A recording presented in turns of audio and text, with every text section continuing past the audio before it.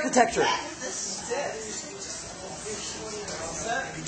this is my spot. This and that in architecture. This and that, starting with this. What do these SUV stickers mean? Is this a way to define family, marriage, or who can adopt? I don't know. When our youngest of 3 saw this sketch, she said, "Dad, I'm as tall as my sister now." More of this. My logo represents my passion in architecture, working with the sun to harness its energy and to let daylight pour in. And have fun with color, as all colors come from these 3. That's right. Primary. Yeah.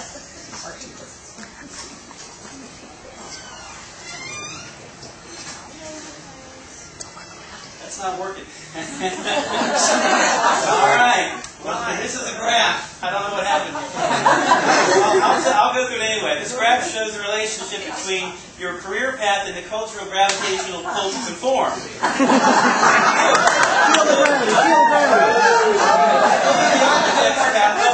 You missed it. All right. What's your major? You trade that in for who's your favorite architect, what's your favorite building, but the most dreaded question is, have you designed your own home? It's about taking your own medicine. So here's my medicine. We just knocked down a perfectly good 1968 block home we enjoyed on Lake Bentley for 20 years. We needed 3,000 square feet on a lot size to hold 2,000 square foot home, and we love this lake. The sun and moon rise over the lake. The scale of the neighborhood is single story. We wanted to open the home to morning sun and maximize lake view. This lets us create a shield to the afternoon sun and maintain a single-story presence within the neighborhood. Mature oak trees help to filter morning sun. Master on the right, public in the center, guest on the left. There's a photograph of a marble inlaid floor at the Louvre, and we use the same marble pattern in our library. We have his for a separate master bath and utilize glass block to take in the east, south, and west sun. On the right is a bedroom with a music loft, and the bedroom on the left has a video game loft. Each side has a washer-dryer. Twin granite spiral stairs were inspired by the ones in the Arc de Triomphe. The petite grand piano installation was a bear.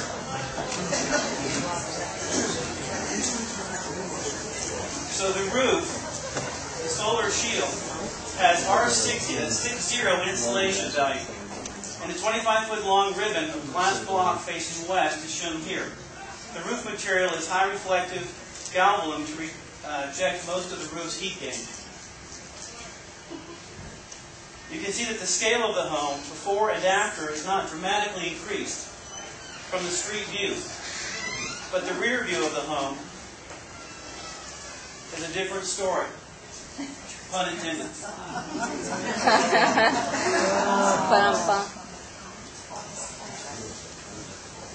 I first knew this space was special when the roof went on and the sun came up.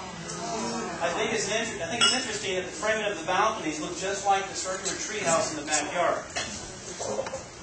Metal studs frame the curved ceiling over the kitchen.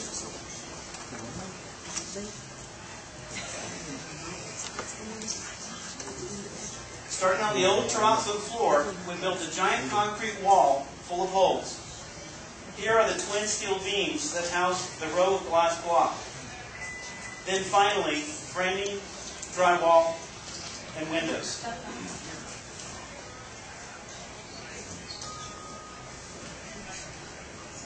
The roof panels were formed and cut on site to provide the continuous long links that were needed. There's not a single seam or penetration in this roof.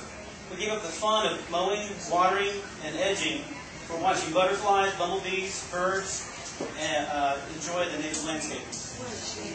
The rear facade is the loud view, and the high roof shades the backyard from the afternoon sun. Larry Becker took this photo and tweaked it a little beyond its actual beauty. Ron Gifford is the contractor. Yes, a nice house. Architects like curves, so you're introduced to this one inside the front door. This partial light wall screens visitors from the rest of the house. Greg Hinkleman is the best marble tile man in Central Florida.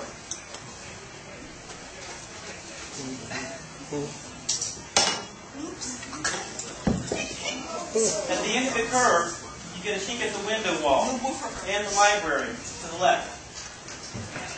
No, look, that's the wrong slide. Well, it didn't work out there. There's the library.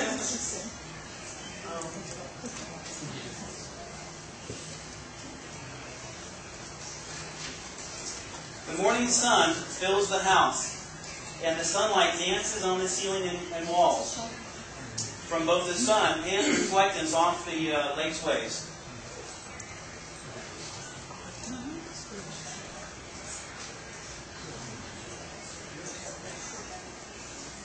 The interior balconies have great long views. The left balconies have this view of the kitchen and this view of the main room.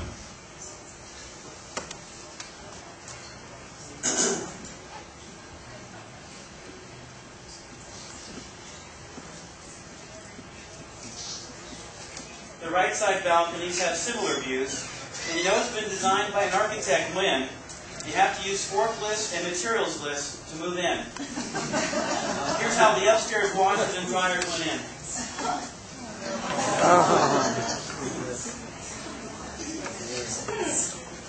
Wow. Hope you never replace And finally back to politics. The Bush decade was the poorest American economy in over 100 years. But to finish on a happier note, this was the funniest image during construction. It explained a lot. My bricks were delivered from Acme.